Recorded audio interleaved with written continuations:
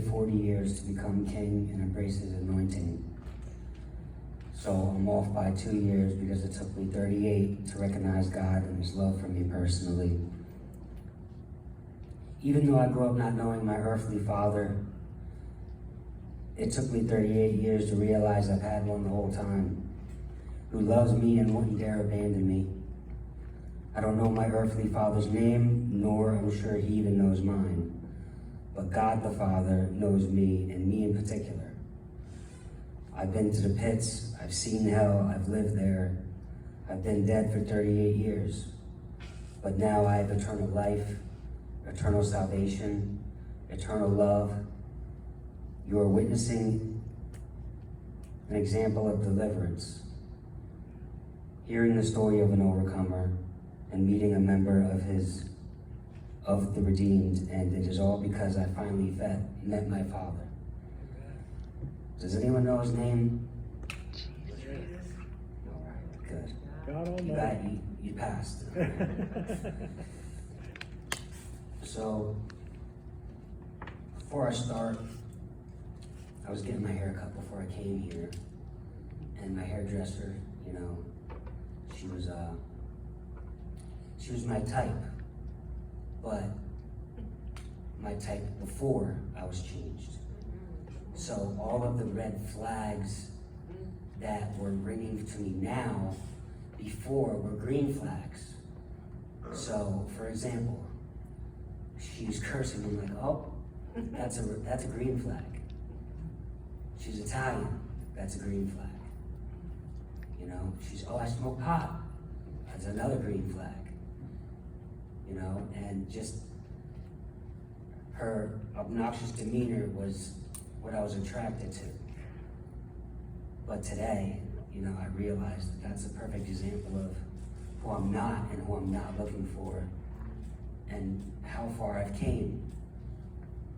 Because before I came here, I drove into the parking lot because I was going to walk in and get her number, because I knew that I had that opportunity. It was there. I dropped the ball because I knew that that's not me anymore.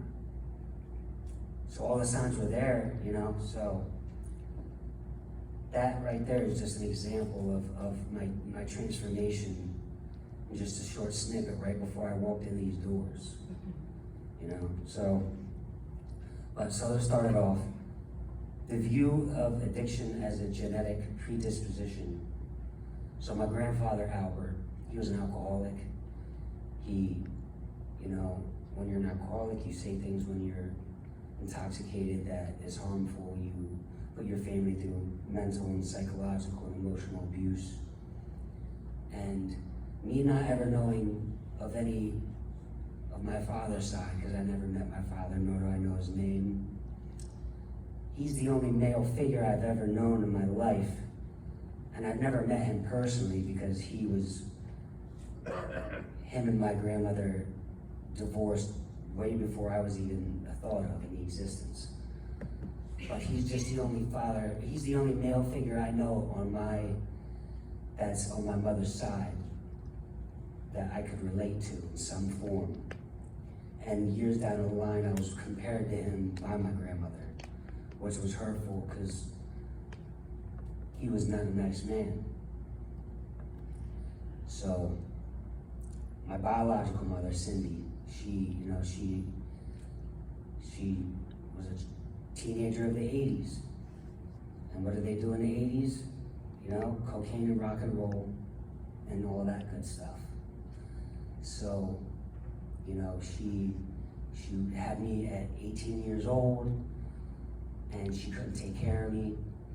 And she was in dire straits of addiction, living with her whichever boyfriend she was with at the time. And my grandmother came over at I was not sure, I know it was around 9 months, and my grandmother came to visit me, and she came over, and she didn't notice that she couldn't hear me, she heard crying, but it was muffled. So my grandmother was looking around the house, where is he? So she goes in the bedroom and she finds me in the dresser drawer. So she pulls the dresser drawer open, and that's where I was. So that's not where a baby should be. So Just so you guys know, don't put your kids in dresser drawers. So she immediately, she took me out of that drawer and left the house and told my mother, this isn't what you're supposed to do. This is not how you're supposed to have a child. And her and her husband, her late husband, they adopted me and raised me. But that in its own, my name Jonathan is biblical, and it means a gift from God, or God is gracious, in other words. So I was chosen by her. She took me out of that situation, and she was a devout Catholic. She went to church every day. She would serve, aimlessly, doing vacuuming and just whatever she could to serve. She'd teach Sunday school, and I was a part of that. But I never really understood church. I was just a kid tagging along. So, I never really, it was in my psyche, even though I didn't really, it was more of a surface level, So that's my religious background. I grew up a devout Catholic. I did all the sacraments and all that stuff. If you know anything about Catholics, it's all very ritualistic, and it doesn't really, we won't get into that. All right. So the positive aspects of my childhood was, my grandmother, she did her best to help me escape those environmental cues that were in my household, because when her late husband died, and I was 4 years old when that happened, we were watching a baseball game, the Phillies, and he had a heart attack, and I watched him pass. So once that happened, my siblings ran amok all over her, and she was forced to pick the pieces up, so her attention steered from me to more trying to manage keeping the bills paid, and not really, so I didn't really have much of a role model or guidance or anything of that nature. So, but she did her best. She kept me in sports. She tried to, keep me over at my cousin's house, so that I grew up basically at my cousin's. They were my family at that, because at my house was an unsafe environment, because my sisters were drinking and throwing parties, and we had an in-ground pool, so that was like the hit for the teenagers, so. Anyway, so past my childhood, once I became a teenager, social cues is what really started with the addiction, Even though my environment was already, I was living in an addictive environment, my sister is using and having parties, and I'm unaware of what's really happening. But once I'm actually, old enough to understand what's going on, it makes me want to be a part of that, be a part of something. So my social cues was me wanting to fit in. I was a depressed kid, because I had no father, so I was always looking for the wrong outlet for support, so my friends was who I leaned on, or the people out on the streets, and I never had a positive role model in my life. And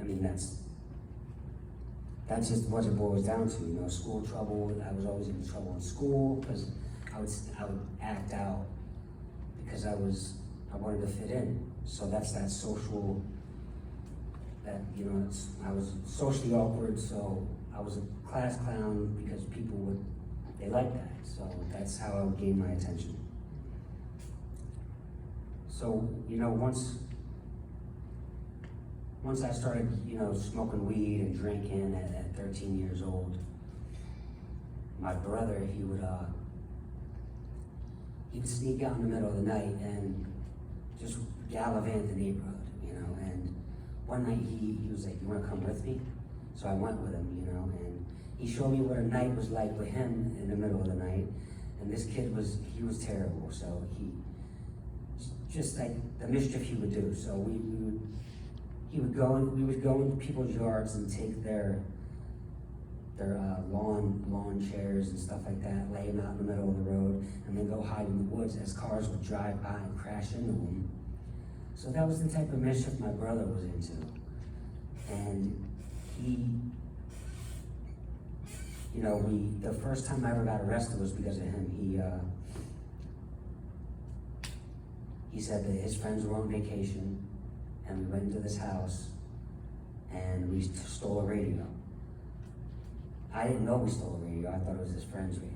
So, but the cops came to pick me up from school, you know, and I had to get questioned and everything. So that was kind of my start of my legal journey of, since then, you know, since that age, you know, 13 years old was kind of a young start for everything. But by 14, I was already a career criminal at that point, you know, already had on probation, already been arrested more than 10 times, you know, and every year it got progressively worse, you know, 15, 16, 17 years old, I started selling drugs.